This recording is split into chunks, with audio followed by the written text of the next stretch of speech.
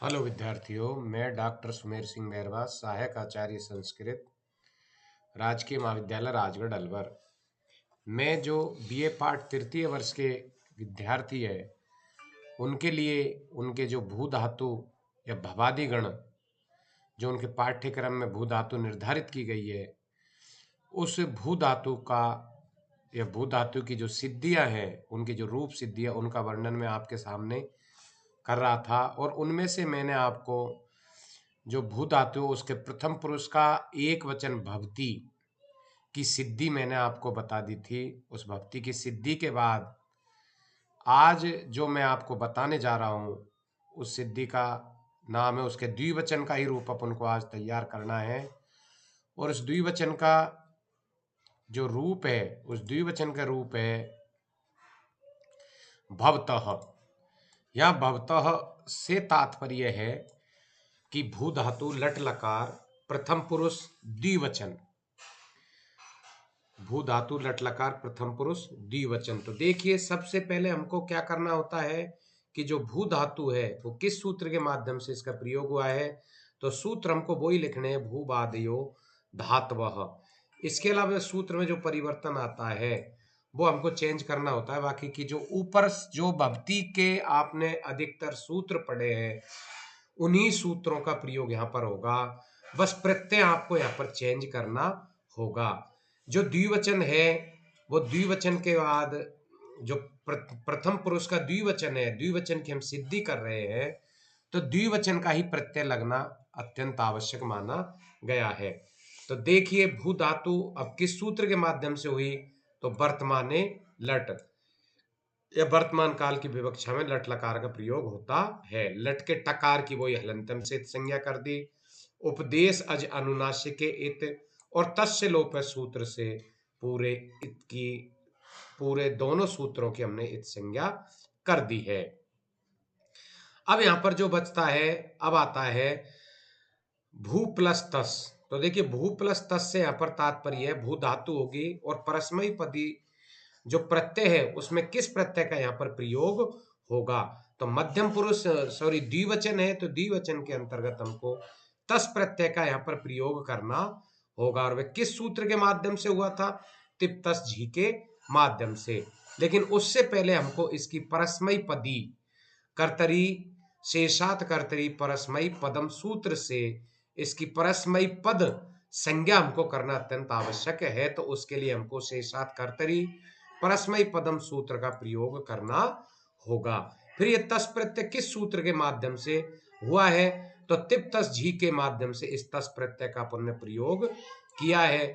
उसके पश्चात हमको जो तस प्रत्यय है, जो कि परस्मयी पदी का प्रत्यय माना गया है, उस तस प्रत्यय की भी हमको तिंगशित सार्वधातुकम सूत्र से हमको तस की भी सार्वधातुक संज्ञा करनी होगी। तत्पश्चात उसके बाद हमको जो बनाना है वो है भवतः। तो उसके बाद हमको सप्क प्रत्यय का यहाँ पर आगम करना होगा। और सप प्रत्यय के लिए क्या करना होगा, कर्तरी सूत्र, कर्तरी शप सूत्र के माध्यम से हमको शप का आगम यहाँ पर करना होगा। शप का आगम करने के बाद में हमको सबके पकार की हलंत्यम से संज्ञा करनी होगी और लसक तद्दिस्ते से सकार की संज्ञा करनी होगी। और से शेष रह जाता, अशेष यहाँ पर रह जाता है। और हलंत्यम और लसक को तद्दित सूत्र को हम तस्य लोपे सूत्र से हटा देते हैं। उसके बाद आता है भू प्लस अ प्लस तस के बाद भ प्लस ओ प्लस अ प्लस तस। क्योंकि भ में जो उ है, उ की हम सार्वधातु कार धातु के सूत्र से हमको यहाँ पर गुण संज्ञा करनी होगी। गुण संज्ञा करने पर उ के स्थान पर यहाँ पर ओ हो जाता है। और गुण संज्ञा होने के बाद में जो मैंने आपको सूत्र पढ़ाया था वो का वही सूत्र है, एचो अयावा यावे सूत्र से ओ के स्थान पर यहाँ पर अव आदेश हो जाता है। चाहे तो हम यहाँ पर यथा संख्यम अनुदेश समानम सूत्र का भी हम प्रयोग कर सकते हैं। उसके पश्चात यदि हम जब इस शब्द को बनाते हैं तो भवत रू अर्थात सकार की भी भवत रू सजूसो रू सूत्र के माध्यम से सकार के स्थान पर यहाँ पर रू आदेश हो जाता है। और रुकी भी हम उपदेश अज अनुनासिके सूत्र से इत संज्ञा करने पर सिर्फ र आदेश बच जाता है। उस इन दोनों की फिर हम तस्य लोपे सूत्र से इसको हटा देते। विरामो अवसाने सम सूत्र का प्रयोग। उसके बाद जो रकार वर्ण है उस रकार का भी खरवसानियों विसर्जनीय सूत्र के माध्यम से रकार के स्थान पर विसर्ग आदेश हो जाता है और इस प्रकार से यह भवतः रूप सिद्ध हो जाता है। फिर आता है अपना प्रथम पुरुष का जो बहुवचन है भवंती। अब देखिए भवंती की हमको रूप सिद्धि करनी होगी तो वही भू धातु लट लकार प्रथम पुरुष बहुवचन का प्रयोग करना होगा। भू धातु किस सूत्र के माध्यम से? भूवादयो धातव। और कौन से प्रत्यय है, कौन सा लकार यहाँ पर बताया गया है? तो वर्तमान लट सूत्र से लट लकार का प्रयोग करना है। टकार की हमको वापिस वही हलंत्यम से संज्ञा करनी है और लकार में जो अवर्ण है उसकी उपदेश अज अनुनासिके से लोप करना होगा और तस्य लोपे सूत्र के माध्यम से जो उपदेश अज अनुनासिके और हलंत्यम सूत्र है उनका तस्य लोपे सूत्र के माध्यम से हमको लोप कर देना होगा।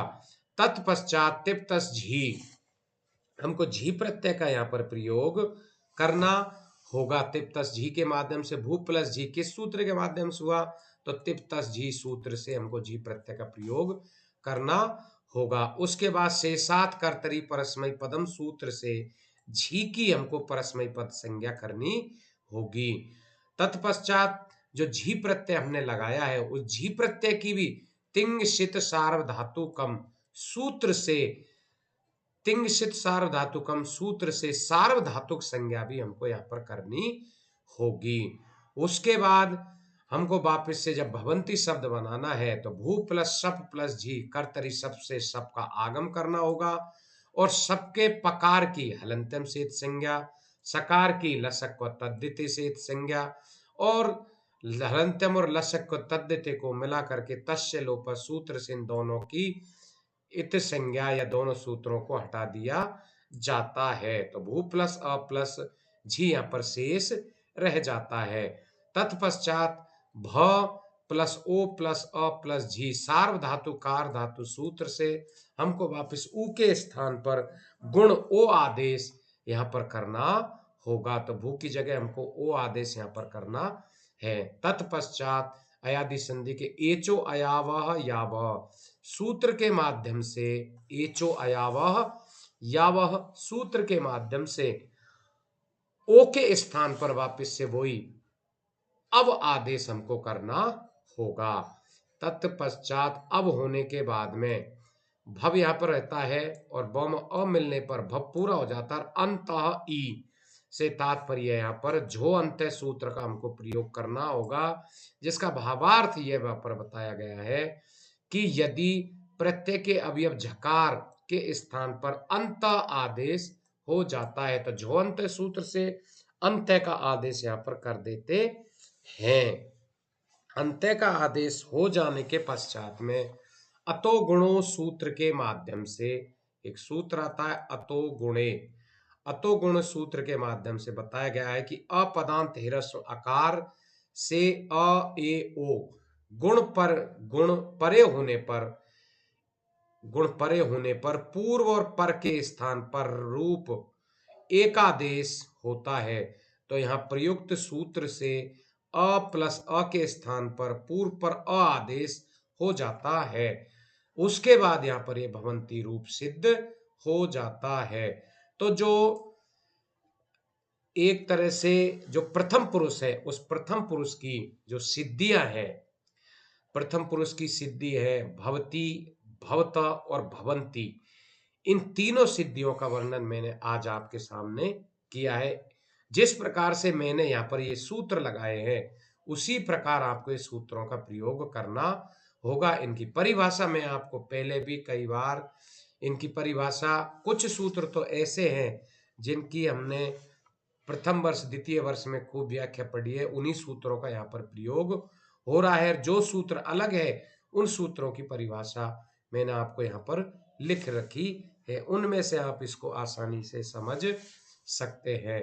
तो इस प्रकार से ये जो मैंने आज आपको बताई है, इनको आप अच्छी तरह से अध्ययन करना, ये निश्चित ही रूप से आपके समझ में आएगी। धन्यवाद।